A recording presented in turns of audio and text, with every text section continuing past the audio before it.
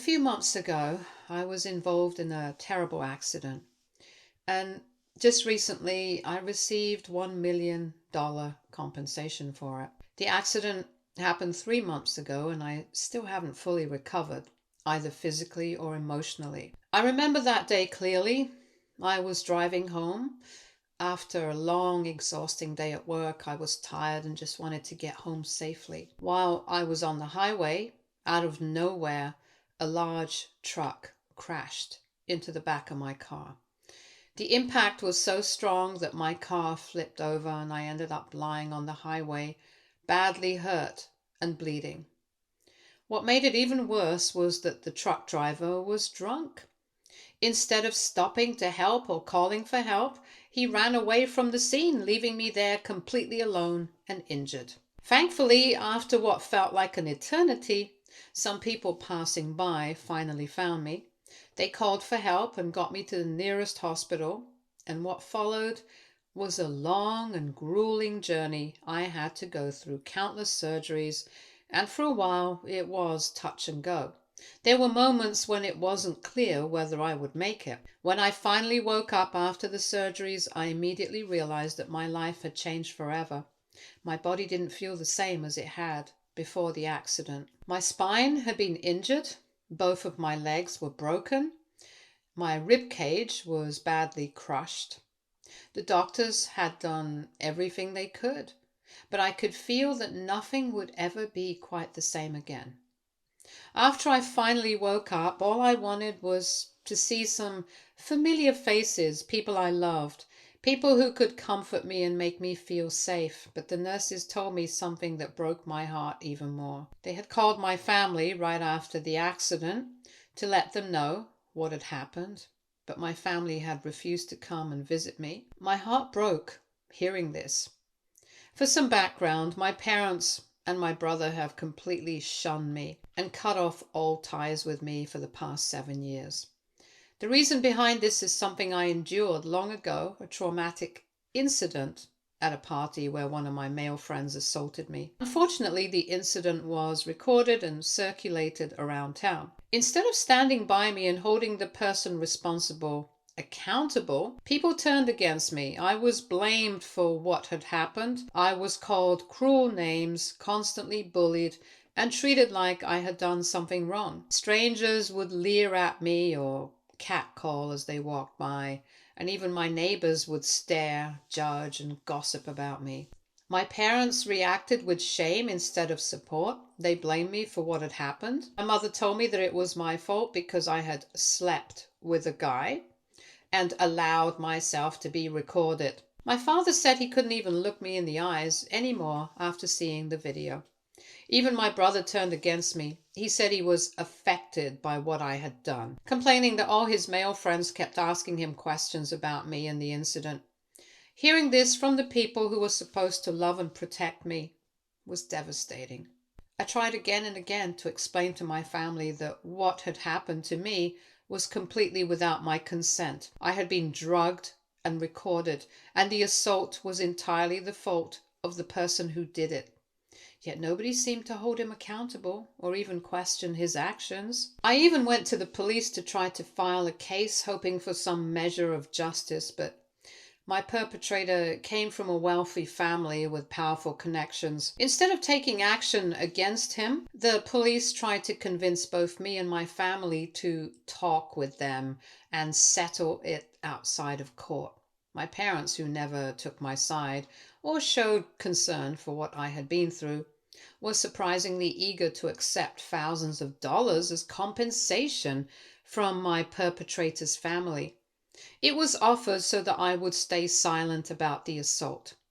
I begged my parents over and over to stand up for me and fight for what was right.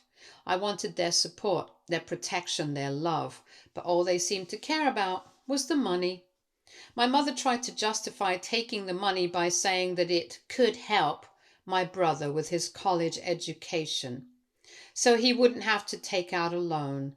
My father, on the other hand, tried to convince me that after the evil deed I supposedly did with that boy, we should consider ourselves lucky that his family was even offering compensation.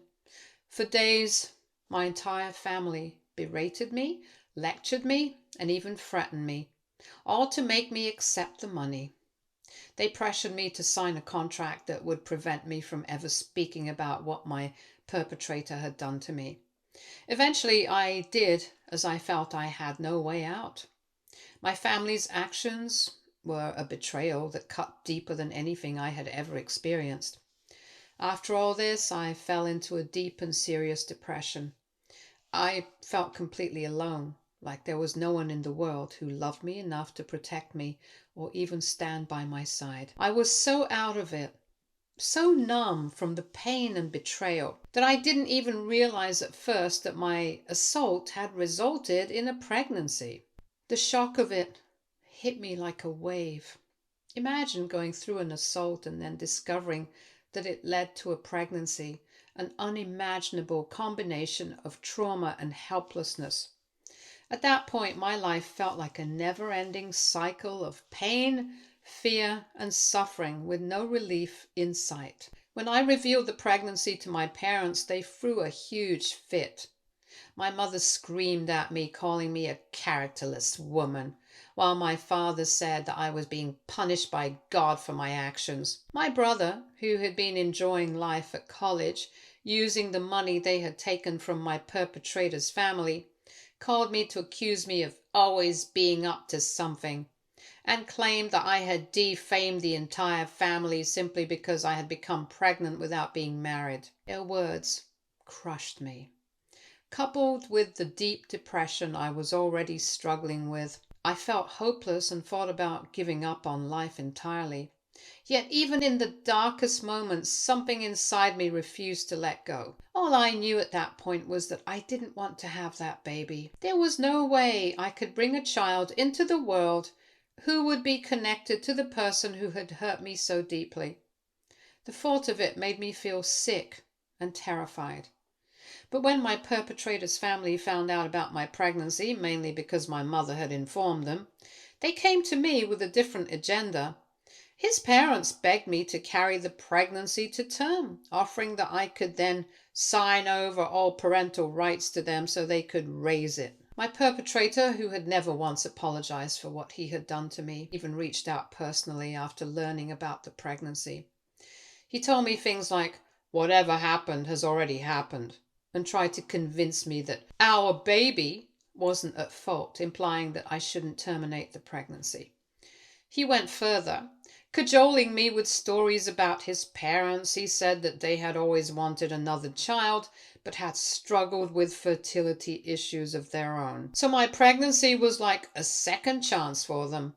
He tried to persuade me that if I gave up the baby to them, his parents could raise the child as if it were another sibling, implying that this would somehow make it a positive outcome for them. I was flabbergasted at what was happening. I couldn't believe that after everything I had already endured, the assault, the bullying, my family turning their backs on me, and the constant pain of depression, I was now being pressured and manipulated again. I felt completely overwhelmed, as if the world had stacked one impossible challenge on top of another, leaving me with no safe place to turn. Even as I tried to process everything that had happened, my parents began pressuring me to keep the baby. They told me that my perpetrator's family would compensate them again if I went through with the pregnancy, framing it as an added bonus. I felt completely disgusted. I wanted nothing to do with their money and had no intention of accepting any compensation from the people responsible for my trauma. Their focus on money rather than my well-being made me feel even more isolated and betrayed. Determined to take control of my own life, I secretly scheduled an appointment to terminate the pregnancy. It was the only way I could reclaim some sense of agency in a situation where so much had been taken from me. What happened next was even more painful. When my parents found out that I was no longer pregnant, my mother slapped me while crying, shouting that I had done something unforgivable. She said that after all the stress I had caused them, the least I could have done was have the baby so they could get more money from my perpetrator's family. My father, meanwhile, threw all my belongings outside as I cried and begged him to stop. He told me that he didn't need a daughter like me living in his house, and that I had insulted the family name enough. Then, without any further hesitation, he kicked me out. I was left standing at the curb, begging to stay with no money, nowhere to go. My parents didn't care at all about my pain, my safety, or what I would do next. I was completely left abandoned, utterly alone, and felt terrified about how I would survive. For the next few days, I had no choice but to live in a women's shelter. I was struggling to find a job because no one in town wanted to hire me anymore. Word had spread that I had been pregnant and terminated the pregnancy. People branded me as a killer. My parents refused to forgive me or show any compassion. Even when I reached out to my brother, hoping for some support, he screamed at me, calling me nothing more than a burden in everyone's life, and saying that I needed to disappear. I felt completely isolated and vilified.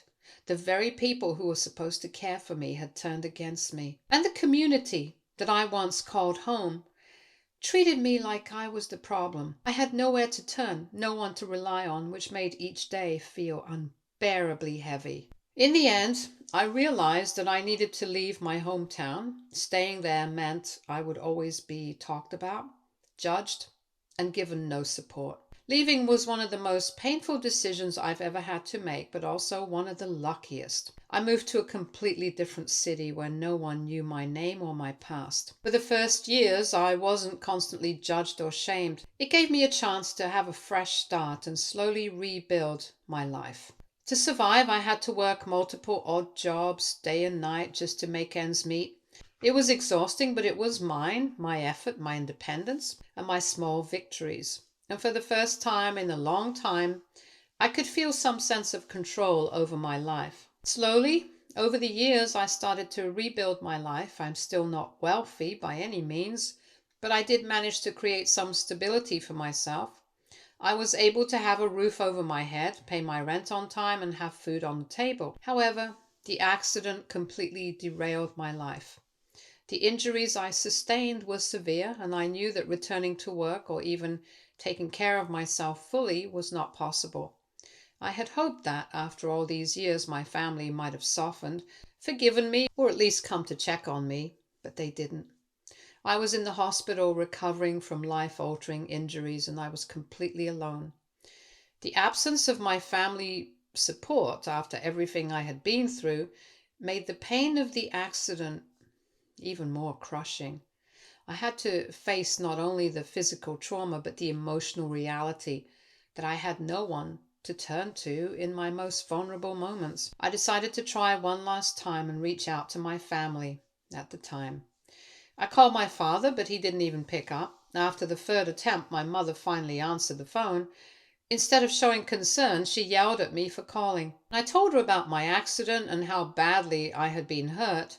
She revealed that the family had already known about it, but they still wanted nothing to do with me.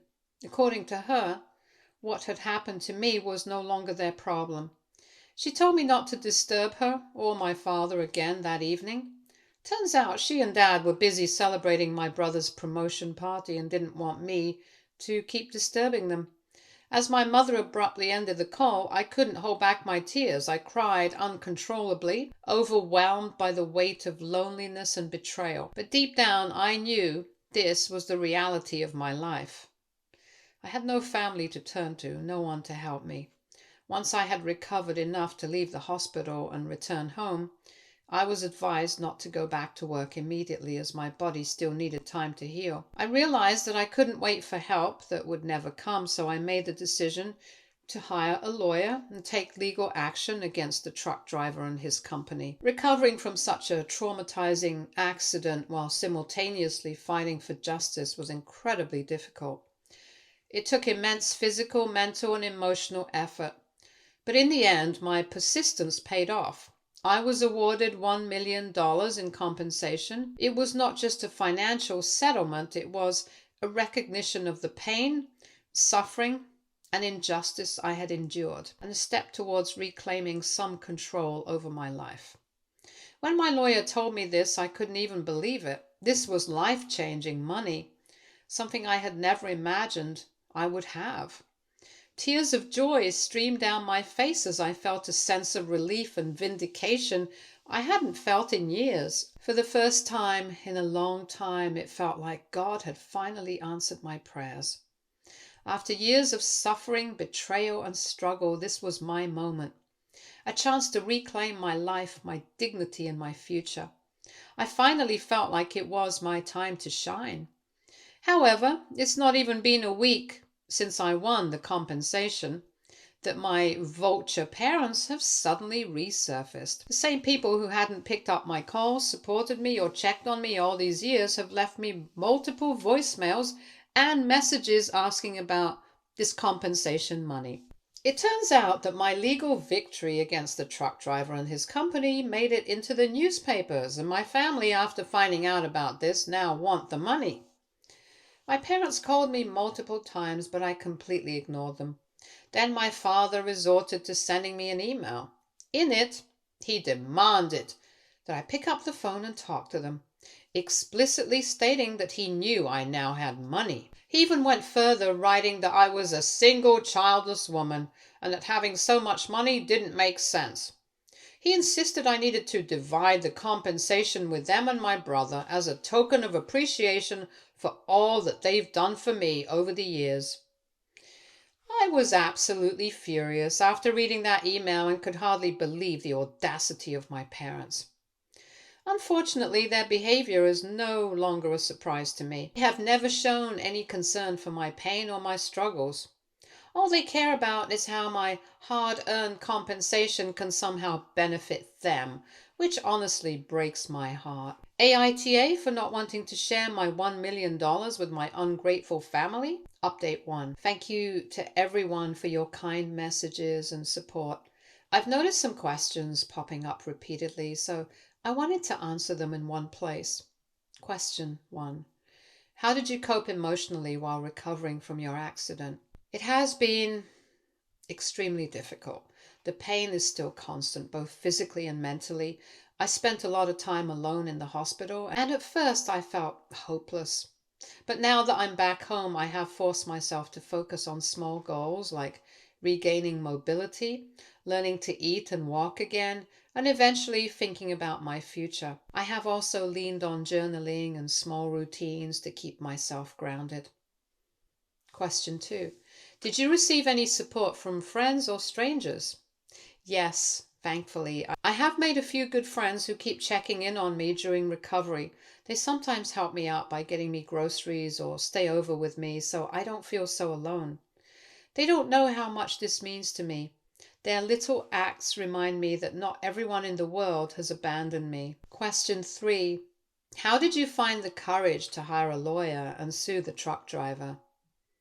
Honestly, it took time. I had just recovered enough to leave the hospital, and the thought of going up against the company felt overwhelming, but I realized that if I didn't stand up for myself, no one else would. I told myself that fighting for justice wasn't just about the money.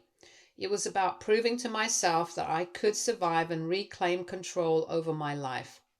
I'm still in shock that I won so much compensation, but based on my injuries, trauma, and hospital bills, I more than deserve it.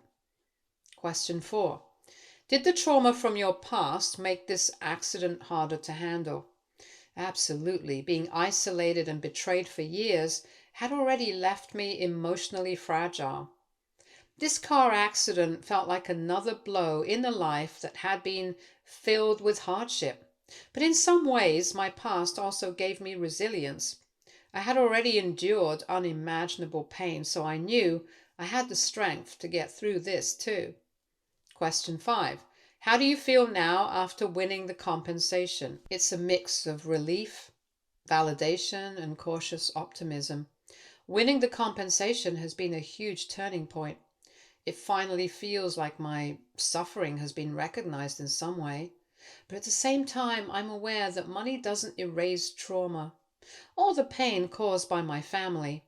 It's a tool to rebuild my life, not a cure for the past. Question 6.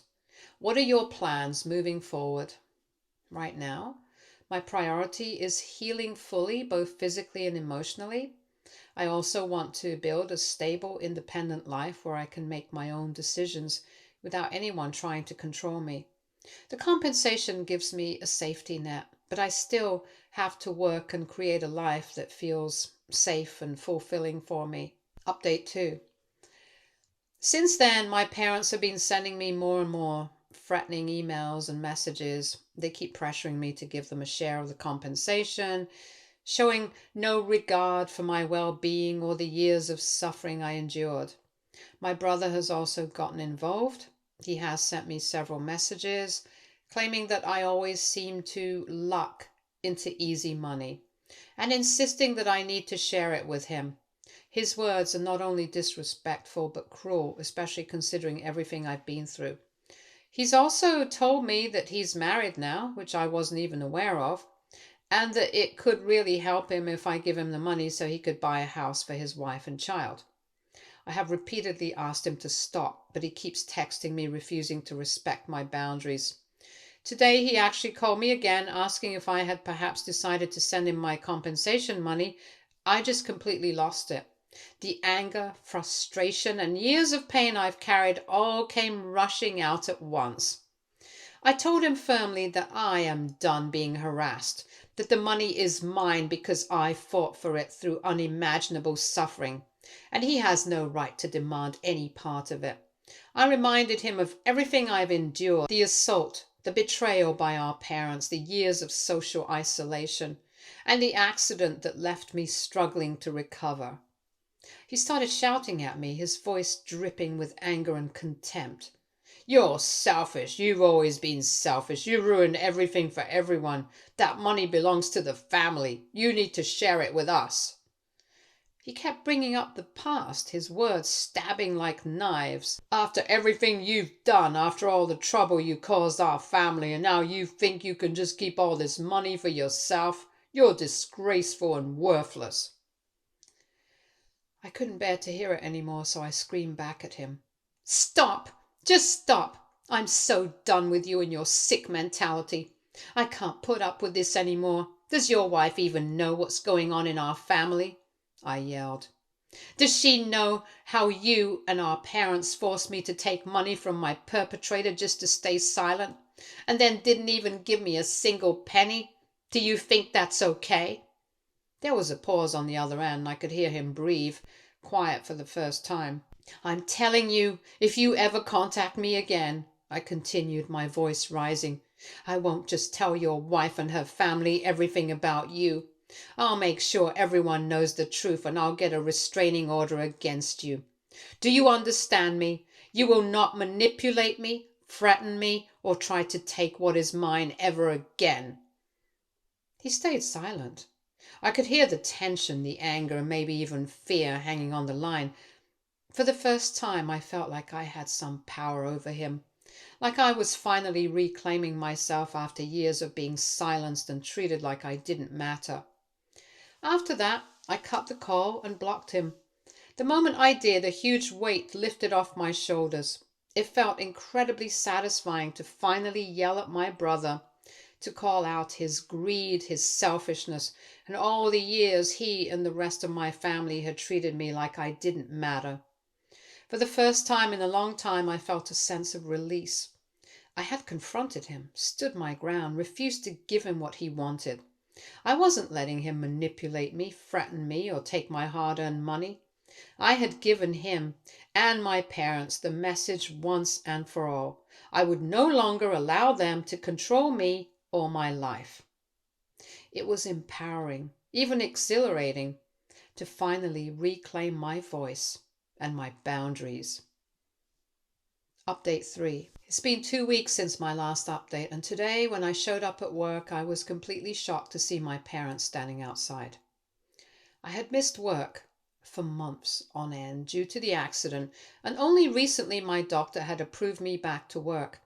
Never in my wildest dreams did I think my parents would be waiting to confront me here. My heart froze and I went numb. I couldn't believe my eyes. After years of ignoring me, abandoning me, and treating me like I didn't exist, they were suddenly here, right in front of me. Before I could say anything, they started yelling. My mother's voice was sharp and accusing. "How dare you ignore us after everything we've done for you? You treat us like strangers." My father joined in, his tone full of rage and entitlement. "You think that money you got makes you better than us? You've been selfish your whole life, and now you're trying to keep it all to yourself." People passing by stared as my parents continued shouting, their words harsh and cruel. They brought up everything from my past, my assault, the pregnancy, the money they had forced me to take from my perpetrator, every perceived failure in my life. My mother screamed about how I had embarrassed the family and dishonored them, while my father accused me of being ungrateful and unworthy of their care. I felt panic rising, my chest tightening as their words cut deep. My co-workers had gathered nearby, watching in shock. I called the security for help and asked them to remove my parents.